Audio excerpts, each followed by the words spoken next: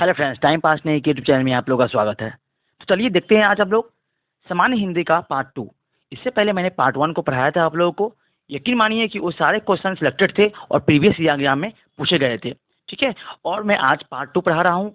मैं टोटल 15 दिनों में पूरे सामान्य हिंदी को जड़ से लेकर ख़त्म कर दूंगा। यकीन मानिए उसके बाद दोबारा जीवन में आपको दोबारा हिंदी नहीं पढ़ना पड़ेगा। बस आप टेस्ट लगाइएगा मेरे कंटेंट से, बस हो गया। और एक्स्ट्रा आपको नहीं पढ़ना पड़ेगा। ठीक है, तो चलिए।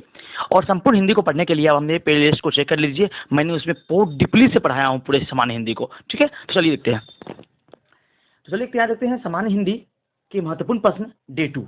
ठीक है, चलिए। तो पहला क्वेश्चन क्या है? रसों के पितामह भरत मुनि को कहा जाता है। किसे कहा जाता है? तो भरत मुनि को कहा जाता है रसों का पितामह। ठीक है, आगे। हिंदी में भरत मुनि ने 8 प्रकार के रसों का वर्णन किया है। हिंदी में भरत मुनि ने कुल मिलाकर 8 प्रकार के रसों का वर्णन किया है। आगे। भरत मुनि ने 9वां रस यानी जिसको बोलते हैं शांत रस, इसको रस नहीं माना है, यानी कि रस की संज्ञा उसे नहीं दिया गया है। यानी कि भरत मुनि के अनुसार जो 9वां रस है शांत रस, उसे रस नहीं माना गया है। ठीक है, आगे। सूरदास के अनुसार रसों की संख्या क्या है? 11 है। ठीक है, ये भी याद रखिएगा। चलिए देखते हैं आगे और समझते हैं। मुख्य रूप से अस्थाई भाव की संख्या कितनी है? 9 है। रस में अस्थाई भाव की संख्या कितनी है? तो 9 है। चलिए आगे। रसों की संख्या कुल 11 होती है, मुख्य रूप से 9 होती है। ठीक है, चलिए देखते हैं आगे, समझते हैं। ये सारे क्वेश्चन बहुत सिलेक्टेड है। यकीन मानिए ये सारे क्वेश्चन आपके एग्जाम में 100% आ सकते हैं। चलिए आगे देखते हैं। रस का शाब्दिक अर्थ क्या होता है? आनंद होता है। ठीक है, रस का शाब्दिक अर्थ क्या होता है? तो आनंद होता है। आगे। रस का अर्थ श्री धातु से माना जाता है। जो रस का जो उत्पत्ति हुई है वो श्री धातु से इसको माना जाता है, उत्पत्ति को। चलिए देखते हैं आगे और समझते हैं यहाँ से और क्वेश्चंस को। चलिए अब देखते हैं आगे। रस को काव्य की आत्मा या प्राण माना गया है।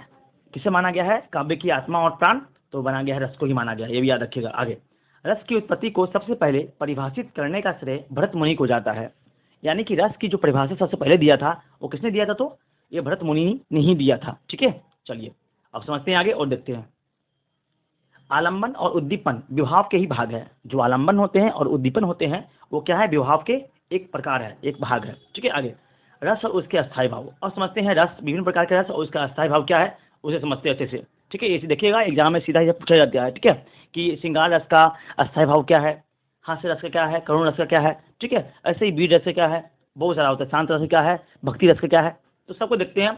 रस और उसके अस्थायी भाव। पहला है श्रृंगार रस। इसका अस्थायी भाव क्या होता है? रति या प्रेम, है ना, प्रेम, याद रखिएगा। आगे। हास्य रस, इसका मतलब क्या होता है? इसका अस्थायी भाव क्या है? तो हास्य है या मजाक है। ठीक है, हंसी या मजाक ऐसे बोला जाता है ना। करुण रस का अस्थायी भाव क्या है? तो शोक है और दुख है। ठीक है, करुण से क्या मतलब होता है? शोक और दुख का बोध होता है। ठीक है, आगे। चौथा क्या है? वीर का रस का क्या होता है? अस्थायी भाव उत्साह और खुशी। आगे। अद्भुत रस का अस्थायी भाव क्या होता है? तो आश्चर्य और विस्मय। ठीक है, आगे। भयानक रस का अस्थायी भाव क्या होता है? भय और डर। भयानक से ही स्पष्ट है कि भय और डर का इससे अस्थायी भाव का अर्थ निकलता है। आगे। रौद्र रस का अस्थायी भाव क्या है? क्रोध और गुस्सा। ठीक है, चलिए अब देखते हैं आगे और समझते हैं। नेक्स्ट स्लाइड की ओर बढ़ते हैं और यहाँ समझते हैं मोस्ट इंपोर्टेंट क्वेश्चंस को। चलिए इसका देखते हैं। आठवां रस कौन सा है? विभत्स्य रस। इसका जो अस्थायी भाव है क्या है? जुगुप्सा और घृणा, है ना। चलिए आगे। शांत रस का क्या है? निर्वेद और निवृत्ति। इसका क्या अस्थायी भाव है? आगे। 10वां वात्सल्य रस का अस्थायी भाव क्या है? मातृत्व प्रेम, है ना, यानी कि माता द्वारा किया गया प्रेम जो होता है मातृत्व प्रेम बोलते हैं इसको। आगे। भक्ति रस, इसका क्या है? अस्थायी भाव अनुराग और भगवत। ठीक है, यानी कि भक्ति का भाव इससे उत्पन्न होता है। ठीक है, आगे। अब देखते हैं आगे, समझते हैं यहाँ से।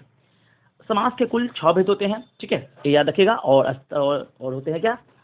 चलिए यहाँ देखते पहले। समास के कुल कितने होते हैं? तो 6 भेद होते हैं, जबकि तत्पुरुष समास है जो ना उसका भी 6 भाग होता है। ठीक है, अब चल देखते हैं आगे। सबसे पहले देखते हैं हम लोग अव्ययभाव समास।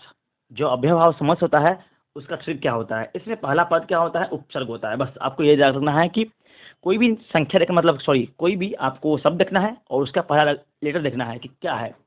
जैसे देखिए प्रतिदिन में प्रति क्या है? उपसर्ग है। निर्भय में नि क्या है? तो उपसर्ग है। और यथासंभव में यथा क्या है? तो उपसर्ग है। ठीक है, यानी प्रीफिक्स है। इंग्लिश में बोलते हैं प्रीफिक्स और हिंदी में बोलते हैं उपसर्ग। यानी कोई भी ऐसा शब्द है जिसका प्रथम पाद क्या हो? उपसर्ग हो, उसे बोलते हैं हम अव्ययभाव समास। बस इतना याद रखना है आपको। ठीक है, आगे। तत्पुरुष समास, इसका ट्रिक क्या है? इसमें कारक विभक्ति का चिन्ह का प्रयोग होता है ना। यानी कोई भी शब्द है उसमें अगर कारक विभक्ति की चिन्ह अगर आ रहा है तो समझिए वो तत्पुरुष समास के अंतर्गत आएगा। ठीक है, आगे देखिए यथासंभव। या सॉरी यश प्राप्त, यश प्राप्त मतलब यश को प्राप्त, यहाँ को क्या है, कारक चिन्ह है ना, संबंध कारक का क्या की होता है ना, ऐसा ही है। चलिए उसके बाद गौशाला यानी गाय के लिए शाला, के लिए आया, तो के लिए क्या है, कारक चिन्ह है, यानी ऐसा कोई भी शब्द आए उसके बीच में अगर कारक चिन्ह आ जाए तो वो होता है तत्पुरुष समास, याद रखिएगा, ठीक है। और तत्पुरुष समास क्या होते हैं, कुल 6 होते हैं वेद, ठीक है 6। अब देखते आगे कर्मधारय समास, इसका ट्रिक क्या है, इसमें संज्ञा या सर्वनाम की विशेषता बताई जाती है, बस यही याद रखिएगा आप लोग।